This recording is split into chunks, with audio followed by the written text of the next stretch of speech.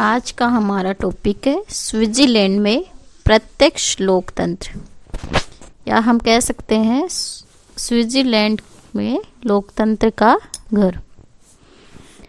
लोकतंत्र की जो महत्वपूर्ण परिभाषा है उसमें ये कहा गया है कि जनता का जनता द्वारा और जनता के लिए शासन। इसका आशय है कि स्वयं जनता के द्वारा प्रत्यक्ष रूप से शासन की शक्ति का प्रयोग किया जाना चाहिए। प्रत्यक्ष लोकतंत्र है तथा प्राचीन में यूनानी नगर राज्य तथा भारत के विज संघ में प्रत्यक्ष लोकतांत्रिक शासन ही प्रचलित था। लेकिन कालांतर में राज्यों की जनसंख्या बढ़ जाने के और बड़े आकार वाले राज्यों की स्थापना होने के कारण प्रत्यक्ष लोकतंत्र को अव्यावहारिक पाया गया और उसके स्थान पर विश्व के अधिकांश राज्यों में अप्रत्यक्ष या प्रतिनिधात्मक लोकतंत्र को अपना लिया गया। लेकिन वर्तमान समय में भी स्विट्जरलैंड के एक पूर्ण कैंटन और 4 अर्ध कैंटनों में प्रत्यक्ष लोकतंत्रीय शासन प्रचलित है। स्विट्जरलैंड के अन्य कैंटनों और संघीय क्षेत्र में अप्रत्यक्ष लोकतंत्र है, किंतु प्रत्यक्ष लोकतंत्र की उपयोगिता को स्वीकार करते हुए इन कैंटनों और संघीय क्षेत्र में प्रत्यक्ष लोकतंत्र के उपकरणों, लोक निर्णय और आरंभक को अपनाया गया। कुछ कैंटनों में नागरिकों के लिए मताधिकार का प्रयोग करना अनिवार्य है। इनमें से भी कुछ कैंटनों में केवल कैंटनों के चुनाव के लिए ही मतदान अनिवार्य है और कुछ में केवल संघीय चुनावों में। कुछ कैंटनों में मतदान न करने वाले व्यक्तियों को सामान्य जुर्माना देना होता है, जबकि कुछ अन्य कैंटनों में जुर्माने की व्यवस्था नहीं।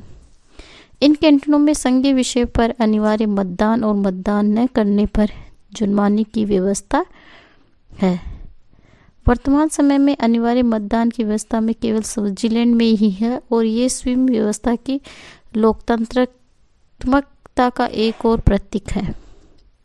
स्विट्जरलैंड की इन व्यवस्थाओं के कारण ही स्विट्जरलैंड को लोकतंत्र का घर माना जाता है। स्विट्जरलैंड में प्रत्यक्ष लोकतंत्र और उसके अनेक उपकरण। प्रत्यक्ष लोकतंत्र आज 20वीं सदी में प्रत्यक्ष लोकतंत्र को सामान्यतः अतीत की शासन व्यवस्था माना जाता है, किंतु स्विट्जरलैंड के एक पूर्ण कैंटन, ग्लेरस और 4 अर्ध कैंटनों ओबवाल्टेन, निडवाल्डेन, इनर अपेंजल और आउटर अपेंजल में प्रत्यक्ष लोकतंत्र प्रचलित है। प्रत्यक्ष लोकतांत्रिक कैंटनों में शासन व्यवस्था। लैंड्सजीमेंट या प्रारंभिक सभाएं। इन कैंटनों में कोई विधानमंडल नहीं है और विधानमंडल का कार्य लैंड्सजीमेंट्स या प्रारंभिक सभा द्वारा किया जाता है। इन कैंटनों में नागरिकों की वर्ष में एक बार या आवश्यकता अनुसार इससे अधिक बार प्रारंभिक सभाएं होती है, जिस पे 20 या उससे अधिक आयु वाले प्रत्येक स्त्री पुरुष को वाद विवाद में भाग लेने और मत देने का अधिकार होता है। इस प्रारंभिक सभा को स्विट्जरलैंड में लैंड्सजीमेंट कहा जाता है। इन सभा में अगले वर्ष तक के लिए प्रशासनिक कार्य चलाने हेतु एक कार्यकारिणी परिषद का चुनाव किया जाता है, जिसका प्रधान लैंड्समैन कहा जाता है। ये कार्यकारिणी परिषद प्रारंभिक सभा के सम्मुख गत वर्ष के प्रशासनिक कार्यों की रिपोर्ट और आगामी वर्ष के लिए बजट प्रस्तुत करती है। सभा बजट पारित करती है। ये सभा कैंटनों के न्यायाधीशों और अन्य सरकारी अधिकारी और राज्य परिषद के लिए प्रतिनिधि भी चुनती है। प्रारंभिक सभा के द्वारा वे सभी अन्य कार्य भी किए जाते हैं जो अन्य कैंटनों में विधानमंडल करते। एक पूर्ण कैंटन और 4 अर्ध कैंटनों में अपनाई गई इस व्यवस्था को लोकतंत्र का सर्वोत्तम रूप कहा जा सकता है, क्योंकि इसमें नागरिक प्रत्यक्ष रूप से शासन व्यवस्था का संचालन करते हैं। प्रत्यक्ष लोकतंत्र के उपकरण लोक निर्णय और आरंभक। अन्य स्विस कैंटनों और संघीय क्षेत्र में यद्यपि प्रत्यक्ष लोकतंत्र को उसकी अव्यावहारिकता के कारण नहीं अपनाया गया, लेकिन स्वयं नागरिक मूलतः प्रत्यक्ष लोकतंत्र के प्रशंसक और भक्त हैं तथा उनके द्वारा अपनी शासन व्यवस्था में प्रत्यक्ष लोकतंत्र के उपकरणों लोक निर्णय और आरंभक को अपनाकर शब्दों में नहीं लेकिन भावनाओं में प्रत्यक्ष लोकतंत्र को अपना लिया गया है। इस पद्धति के कारण वास्तविक और अंतिम रूप में विधि निर्माण शक्ति की अधिकारिणी समस्त स्वयं जनता हो गई है। लोक निर्णय और आरंभक को विश्व के कुछ अन्य क्षेत्रों में भी अपनाया गया है, जैसे संवैधानिक प्रश्नों पर लोक निर्णय स्विट्जरलैंड ने अमेरिका संघ में मैसाचुसेट्स राज्य से ग्रहण किया, जहां सन 1778 से भी पूर्व प्रचलित था। लेकिन स्विट्जरलैंड में लोक निर्णय और आरंभिक की पद्धतियों को इस सीमा तक अपनाया और विकसित किया गया कि वे वस्तुतः स्वीप पद्धति ही हो गई है। लोक निर्णय और आरंभक का तात्पर्य। लोक निर्णय या जनमत संग्रह। लोक निर्णय इस विचार पर आधारित है कि प्रत्येक कानून आवश्यक रूप से जनता की इच्छा की अभिव्यक्ति होनी चाहिए और इसलिए जनता को व्यवस्थापिका द्वारा पारित विधेयकों पर निषेधाधिकार प्राप्त होना चाहिए। लोक निर्णय का तात्पर्य है कि विधानमंडल द्वारा पारित कोई विधेयक कानून का रूप ग्रहण नहीं कर सकता जब तक कि जनता उसे स्वीकृति प्रदान न कर सके, अर्थात यदि जनता विधेयक को अस्वीकृत कर दे तो उसे रद्द समझा जाएगा। लोक निर्णय के दो रूप होते हैं, अनिवार्य और ऐच्छिक। अनिवार्य लोक निर्णय का आशय यह है कि विधानमंडल द्वारा पारित जब विधेयकों पर लोक निर्णय आवश्यक हो और बिना जनता की स्वीकृति के ये विधेयक कानून का रूप ग्रहण नहीं कर सकता।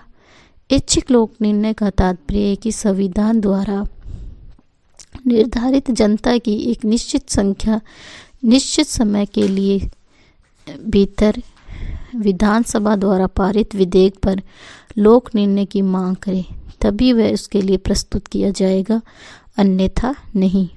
यदि जनता द्वारा इस प्रकार की मांग न की जाए तो विधेयक बिना लोक निर्णय के ही स्वीकृत समझ लिया जाता है। आरंभक। लोक निर्णय जनता को कानून के संबंध में निषेधात्मक शक्ति प्रदान करता है और उसे इस संबंध में सकारात्मक शक्ति आरंभक के द्वारा प्रदान की जाती है। आरंभक के द्वारा जनता को अधिकार दिया जाता है कि वे किसी विधेयक का प्रारूप तैयार करे अथवा प्रस्ताव के रूप में विधानमंडल से ये मांग कर सकती है कि या तो विधानमंडल उस प्रस्ताव के आधार पर कानून का निर्माण करे अथवा उस पर लोक निर्णय किया जाए। आरंभक के दो प्रकार होते हैं, सविन्यासित आरंभक और अविन्यासित आरंभक।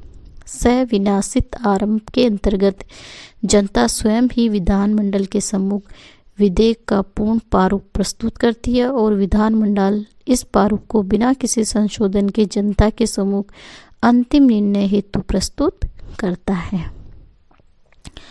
अविन्यासिक आरंभ के अंतर्गत जनता विधानमंडल के सम्मुख कुछ निश्चित सिद्धांत रखती है। यदि विधानमंडल इन सिद्धांतों से सहमत होता है तो उसके आधार पर विधेयक निर्मित करता है और यदि विधानमंडल इन सिद्धांतों से असहमत हो तो इन सिद्धांतों को जनमत जानने के लिए प्रस्तुत किया जाता है। लोक निर्णय में जनता द्वारा इन सिद्धांतों को स्वीकृति कर लिए जाने पर विधानमंडल उनके आधार पर विधेयक का प्रारूप तैयार करता है और इस प्रारूप पर पुनः लोक निर्णय किया जाता है। स्विट्जरलैंड में लोक निर्णय और आरंभक का प्रयोग, संवैधानिक प्रावधान और प्रक्रिया। लोक निर्णय 1848 में निर्मित स्वयं संविधान में प्रत्यक्ष लोकतंत्र के उपकरण लोक निर्णय और आरंभक को अपनाया गया और 1998 में निर्मित तथा अप्रैल 1999 से लागू किया गया स्वयं संविधान में भी प्रत्यक्ष लोकतंत्र के इन उपकरणों की व्यवस्था की गई। नवीन संविधान के अनुच्छेद 138 से 142 में लोक निर्णय और आरंभ को अपनाने की प्रक्रिया का उल्लेख किया गया। स्विट्जरलैंड में लोक निर्णय को अलग अलग विषयों पर अनिवार्य और ऐच्छिक दो अलग अलग रूपों में अपनाया गया। लोक निर्णय की व्यवस्था संवैधानिक संशोधन और सामान्यतः व्यवस्थापन दोनों के ही संबंध में है। पूर्ण संवैधानिक संशोधन और अनिवार्य लोक निर्णय। संवैधानिक संशोधन के प्रसंग में अनिवार्य लोक निर्णय की व्यवस्था की गई है। संवैधानिक संशोधन के दो चरण हैं, संशोधन की प्रस्तावना और संशोधन की पुष्टि। इन दोनों ही चरणों के प्रसंग में अनिवार्य लोक निर्णय की व्यवस्था की गई है। संशोधन प्रस्ताव की पुष्टि के संबंध में अनुच्छेद 195 में स्पष्ट किया गया है कि पूर्ण या आंशिक संशोधन के प्रस्ताव तभी लागू होंगे जबकि उन्हें मतदान में भाग लेने वाले स्वयं नागरिकों के बहुमत तथा कैंटनों के बहुमत द्वारा स्वीकार किया जाएगा। पूर्ण संवैधानिक संशोधन का प्रस्ताव दो परिस्थितियों में अनिवार्य रूप से लोक निर्णय के लिए प्रस्तुत किया जाएगा। प्रथम, यदि प्रस्ताव संघीय संसद के किसी एक सदन या संघीय शासन द्वारा प्रस्तावित किया गया है और उसके संबंध में दोनों सदनों में मतभेद हो। द्वितीय, यदि संशोधन प्रस्ताव 1 लाख स्वयं मतदाताओं द्वारा प्रस्तावित किया गया है तो उसे जनता के सम्मुख स्वीकृति के लिए प्रस्तुत किया जाएगा। आज के लिए इतना ही। धन्यवाद।